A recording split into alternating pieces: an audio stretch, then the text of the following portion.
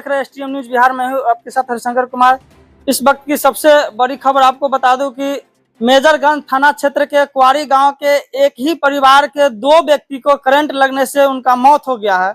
दोनों आपस में पति पत्नी है। आखिर मौत उनका कैसे हुआ है, क्या करने गए थे कि उनका मृत्यु हो गया करंट लगने से, उनके परिवार के कुछ लोग हैं, ग्रामीण है, पड़ोसी है, इनसे हम जानेंगे कि किस वजह से उनके साथ इस तरह के घटना घटा है। अभी आपका? मेरा नाम महेश शाह। आपको कौन है? मेरे बड़े भाई, चाचा के लड़का। कैसे उनके साथ ही घटना घटी? वो रात को जो है ना 2-3 दिन से लाइट कटा हुआ था, वो पंखा नहीं चल रहा था। लाइट आया, वो पंखा को गया, जिस तारू तो न हिल गया है, वो पंखा का तार छूने गया तो वो उसी में मतलब लटक गया। उसकी पत्नी उनको जो है ना गई, जानने वाली तो थी नहीं कि हाँ एक दूसरे से मतलब करंट लगता है। इसी वजह से वो भी जो है उनके साथ, घर पर कोई था नहीं, एगो बहू है तो वो दूसरे रूम में थी।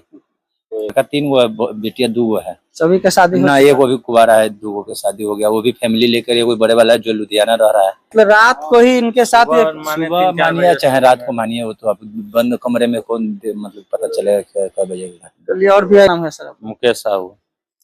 कितना बजे की घटना और कितना बजे आप लोग की जानकारी हुआ? हम लोग का जानकारी 5:30-6 बजे का सुबह में हुआ है। 6 बजे मानिए ना, 5:30-6 बजे जानकारी हुआ है।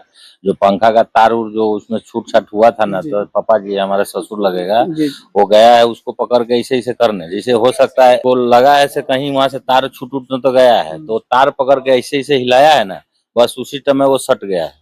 सटने के बाद मम्मी जी गया उसको लेकर ऐसे पकड़ के उसको खींचने का चक्कर किया है। उनको तो मालूम था नहीं कि हम टच करेंगे तो हम भी उनके साथ जी, तो उसका साथ उसका भी डेथ हो गया। कितना उम्र होगा दोनों का? दोनों का एक का 48 है, वही 48-45 का बीच में है। क्या नाम हुआ जो मृतक है लोग है उनका? नाम वकील शाह है, वकील शाह। पत्नी का उसका है पानो देवी। वकील साहब मतलब पति का नाम, पत्नी का नाम पानो देवी। जी। दोनों जो है कि कुआरी गांव के रहने वाले, वार्ड नंबर 2 का। Ward number 2। आप लोग का क्या मांग है आपसे? अब यही है, मांग तो यही है, सरकार से हम यही चाहते हैं से जो उसका नुकसान है भरपाई करे।